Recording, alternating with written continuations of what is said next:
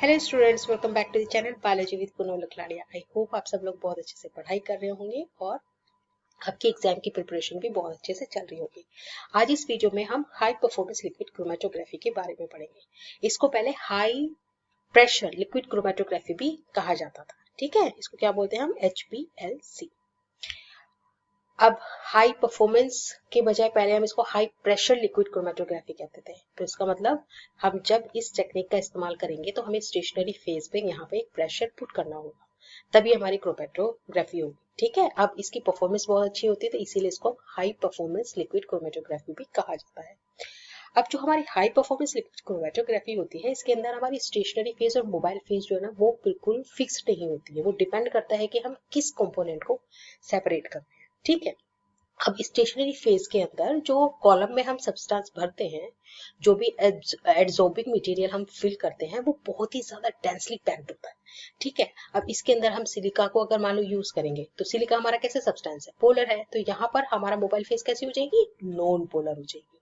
अगर मान लो हम यहाँ पर मटेरियल सिलिका 18 फिल करते हैं, सिलिका 18 क्या है? नॉन पोलर सब्सटेंस है। तो यहाँ पर हमारी मोबाइल फेज कैसी हो जाएगी? पोलर हो जाएगी। यहाँ पर हम कॉलम के अंदर सिलिका भी फिल कर सकते हैं, एल्यूमिना भी फिल कर सकते हैं, सेल्यूलोज भी फिल कर सकते हैं। वो डिपेंड करता है कि हम किस कंपोनेंट को आइसोलेट करना चाह रहे हैं। अब आती है बात प्रिंसिपल की। अब देखो बेटा, जब हमारा स्टेशनरी फेज ही फिक्स नहीं है, अब स्टेशनरी फेज फिक्स नहीं है तो फिर मोबाइल फेज नहीं होगी, और मोबाइल और स्टेशनरी फेज अगर फिक्स नहीं है तो ऑब्वियस सी बात है इसका प्रिंसिपल भी फिक्स नहीं होगा। तो इसका प्रिंसिपल क्या होगा? यहाँ पर जो प्रिंसिपल है that will depends on column and stationary phase. मतलब हमारे कॉलम के अंदर कौन सी स्टेशनरी फेज फिल हुई हुई है, वो डिपेंड करेगा कि हम कौन सा कंपोनेंट निकालना चाहते हैं, है ना। और कौन सा कंपोनेंट हम निकाल रहे हैं और स्टेशनरी फेज के अंदर हमने क्या फिल किया है, उसी के बेसिस पे हमारा इसमें प्रिंसिपल हो जाएगा। जैसे अगर मान लो हमने डेंसली पैक्ड एड्सॉर्बिंग मटेरियल के रूप में हमने सिलिका को लिया है, सिलिका लिए, ठीक है। अगर हम सिलिका को डालेंगे तो फिर आप यहाँ पे हमारा प्रिंसिपल क्या हो जाएगा? यहाँ पर जो हम कंपोनेंट सेपरेट करेंगे वो किसके बेस पे करेंगे? एड्सॉर्प्शन के ऊपर। ठीक है, अगर हमारे कॉलम में हमने जेल परमिएबल बीड्स फिल करी है तो अब यहाँ पर हमारा प्रिंसिपल कौन सा आ जाएगा? साइज को लेकर के। अगर हमने आयन एक्सचेंज बीड्स फिल करी है तो यहाँ पर हमारा जो प्रिंसिपल होगा वो कौन सा होगा? आयन एक्सचेंजर वाला हो जाएगा।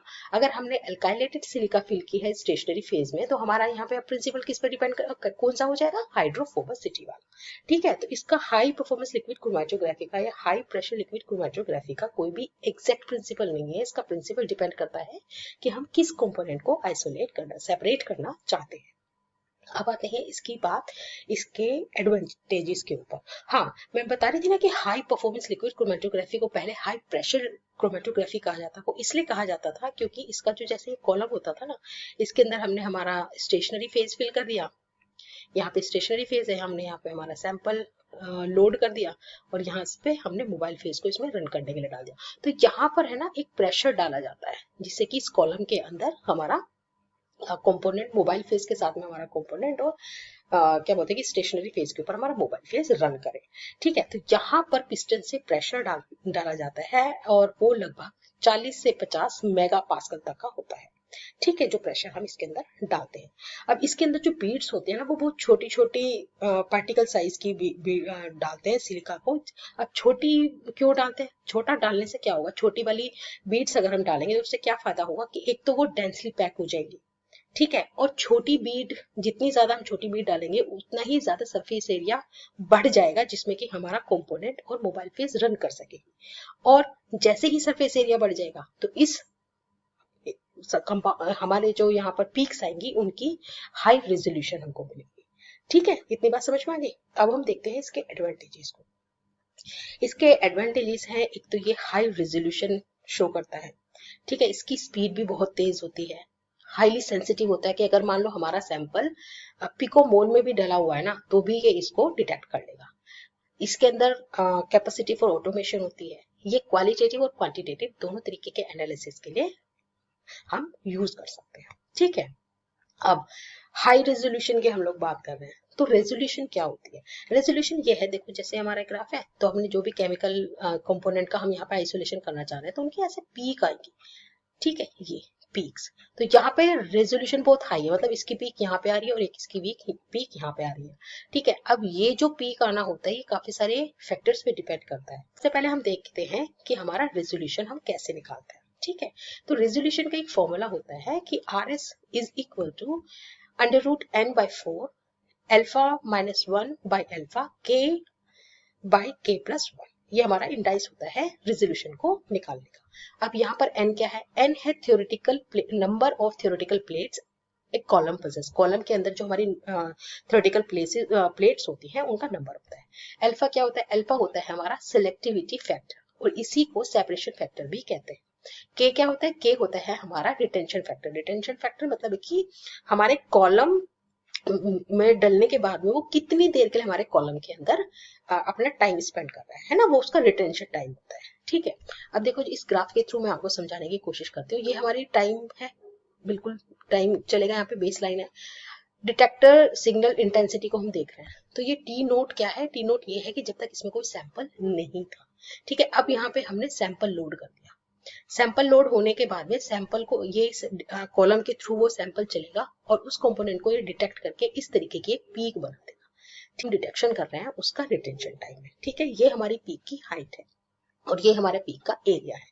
इन सब चीजों का हमारे एनालिसिस में बहुत बड़ा रोल होता है। ठीक है, अब यहाँ पर अगर हमको रेजोल्यूशन निकालना है तो हमको पता होना चाहिए कि हमारा सिलेक्टिविटी फैक्टर क्या है। तो सिलेक्टिविटी फैक्टर का अपना एक अलग इंडाइस होता है।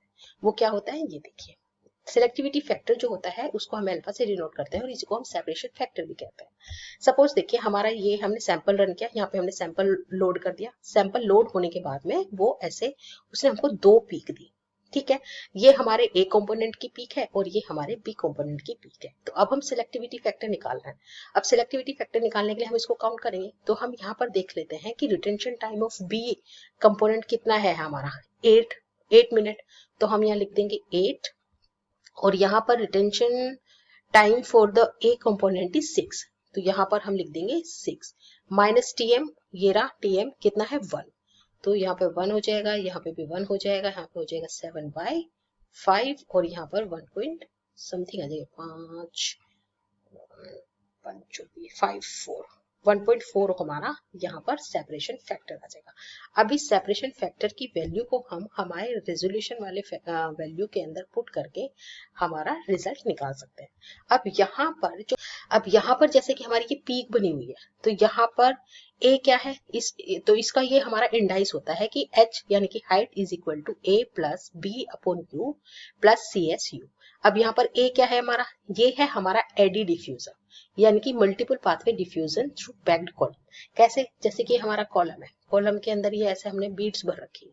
ठीक है, तो अब यहाँ पे जब हम सैंपल को लोड करेंगे तो वो सैंपल हमारा किसी भी रास्ते से जा सकता है, जैसे कि ये ऐसे निकल जाए, है ना, या फिर वो ऐसे ऐसे निकल जाए, मतलब वो मल्टीपल वे से जा सकता है। ठीक है, तो इसी को हम बोलते हैं एडी डिफ्यूजन। तो वो हो गया हमारा ए। बी क्या होता है? That is longitudinal diffusion. Molecule का जो डिफ्यूजन, जो लॉन्जिट्यूडिनल डिफ्यूजन होता है उसको हम बी से काउंट करते हैं। ठीक है, फिर हमारा CS क्या होता है? ये है contribution of stationary phase to the zone spreading caused by the resistance to mass transfer. ठीक है, इसको CS को ही हम इक्विलिब्रेशन टाइम भी कहते हैं। अब H हमारा जितना हाई होगा उतनी हमारी बॉर्डर पीक होगी, मतलब ऐसे अगर H अगर ज्यादा है तो हमारा ऐसा कुछ ग्राफ आएगा, ऐसी कुछ पीक आएगी। अगर H हमारा ऐसा है, डाउन है, कम है, तो हमारी पीक एकदम शार्प होगी और जितनी शार्प हमारी पीक होगी उतनी ही रेजोल्यूशन पावर हमारी अच्छी होगी। वो ऐसे हो जाएगा, देखो जैसे ये एक पीक आ गई।